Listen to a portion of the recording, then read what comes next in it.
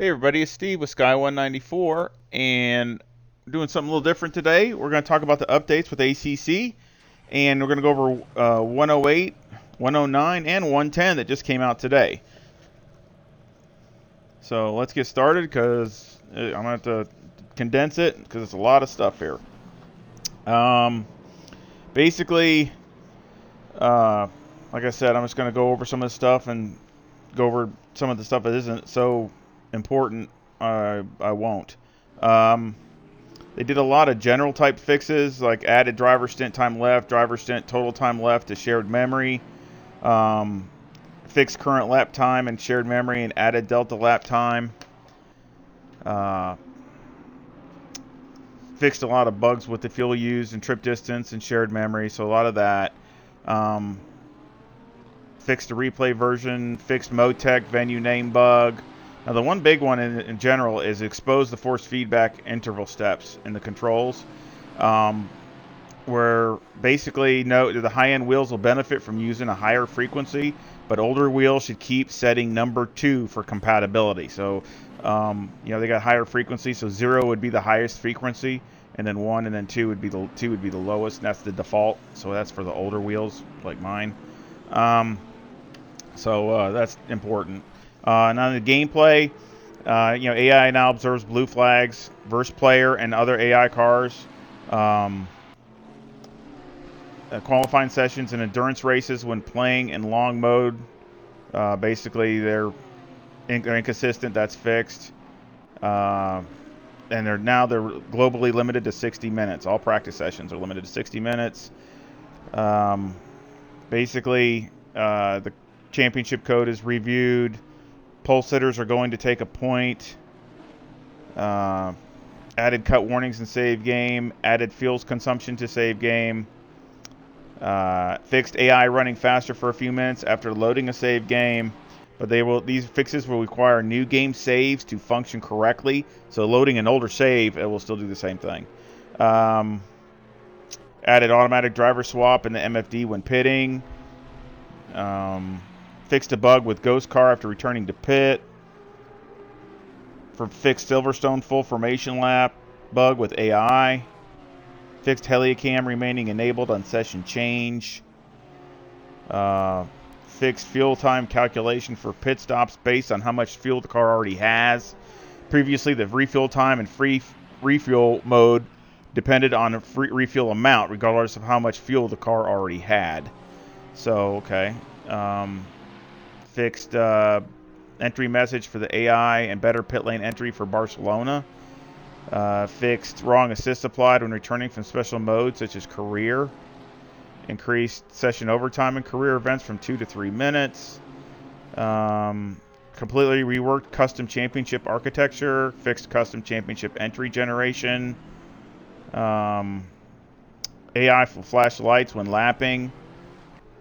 New system for safer car location state. And the AI now slow down to get space in qualifying, which I've seen that. AI now uses current delta time to aid in the decision to abort a qualify lap to take space. Seen that. Fixed possible wrong states on consecutive replays of restarted sessions. Fixed yellow flag warning during podium sequence. Let's see. Audio. Fixed potential crash with audio comms disabled. Tweaked audio behavior for external sound fading to fix inconsistent audio in F3 and F7 cameras. Yep. Added basic car spotter. Yep, got that. I added new audio warnings for flags. Added new audio messages for stint ending and stint over. And then they got for VR tracking some changes in that for the reset and not basically fixed for the reset view and not working with the menus and HUD layers when using the HTC Vive Steam VR plugin, and enabled track IR and free cam, which is F7, and chase cam F1. Fixed inverted axis in track IR. Added the possibility to enable the spotter and audio options. Fixed tire selector issues in the pit stop strategy. Let's see here. Fixed leaderboard race number on points table page. Added personal best lap times to loading screens and single player circuit info. Yep, seen that. Fixed and tweaked multiple custom race weekend and custom championship options.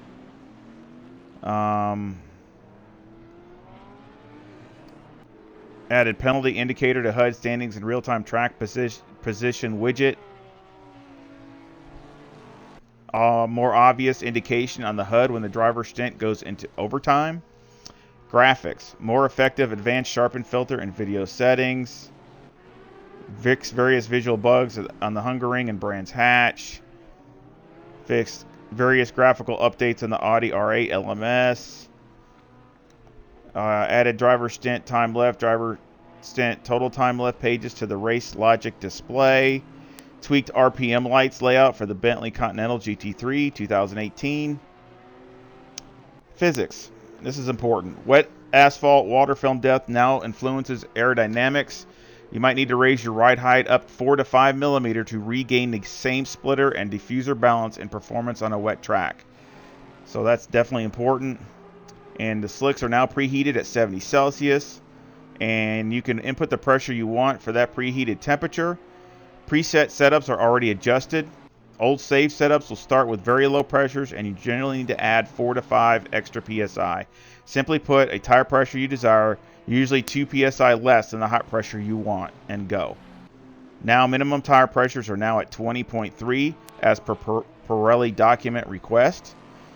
So pay attention, as the pressure can get lower than that when the tires get cold without blankets while waiting at the grid start, and can easily deflate on curbs. All cars updated presets with new tire pressures, improved flat tire grip, so you should be able to return to the pits with a flat tire. Fixed engine consumption and idle for fuel, I think it is, and stuff. Fixed incorrect AI tire pressures after a pit stop, so I guess they had wrong tire pressures. Honda NSX GT3 fuel consumption tweaks. McLaren 650S GT3 improved TC logic. Fixes in Lexus RCF GT3 fast dampener preset setup. And new aggressive setups for a lot of the cars in Barcelona.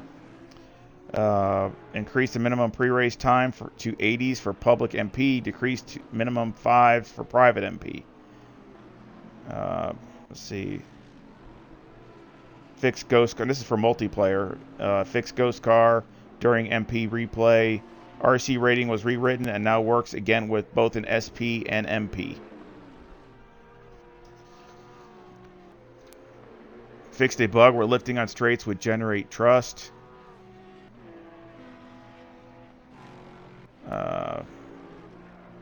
Server passwords are now stored. Increase low latency ping accuracy, possibly removing jittering. The effects will also improve regular multiplayer netcode prediction, but won't be as significant. Numerous fixes to driver swap situations. Team names are now visible in MP. Netcode preparation for new pit stop rules. Preview instructions will be added in the forum. Server weather configuration now has more weight on the cloud level configuration.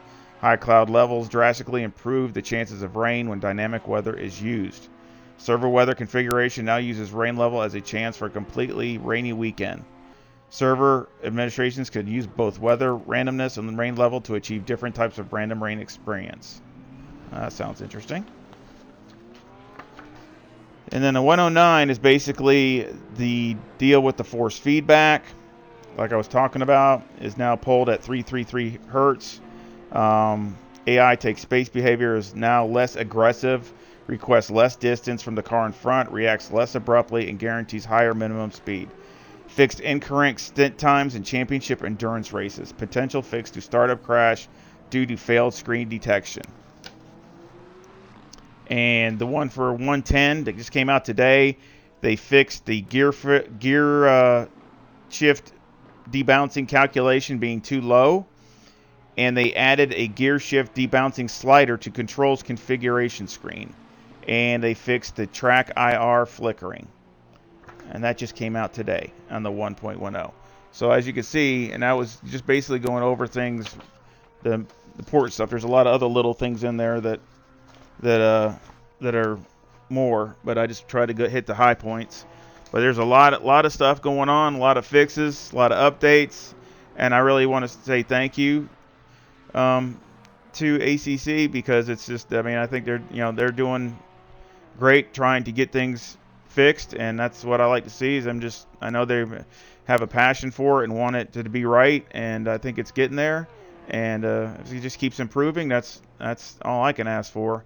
So I mean, I love it. I love the sim anyway. It's awesome, and there's still a long way to go. So we're just going to keep getting better, and I'm sure glad everybody stopped in today. And again, I really appreciate it, and I hope this helps or clarifies anything. And if you could hit the like button and subscribe if you haven't subscribed, and hit the bell for notifications, I'd appreciate it.